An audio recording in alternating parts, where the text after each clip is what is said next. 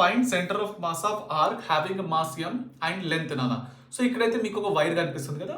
So ఈ wire యొక్క mass m అనుకుందాం, దీని యొక్క లెంత్ l అనుకుందాము. ఇది ఒక యూనిఫామ్లీ డిస్ట్రిబ్యూటెడ్ మాస్ అని చెప్పేసి అనుకుందాము. అయితే దీని యొక్క సెంటర్ ఆఫ్ మాస్ మనం కనుక్కోవాలి. ఓకే, సో జనరల్ గా సాల్వ్ చేయడానికి చాలా టైం పడుతుంది కదా, రైట్. సో మీకు ఎగ్జామ్ లో ఈ యాంగిల్ ఏదన్నా ఇవ్వచ్చు. సో చూడండి, సో ఈ విధంగా అయితే నేను పెట్టినాను.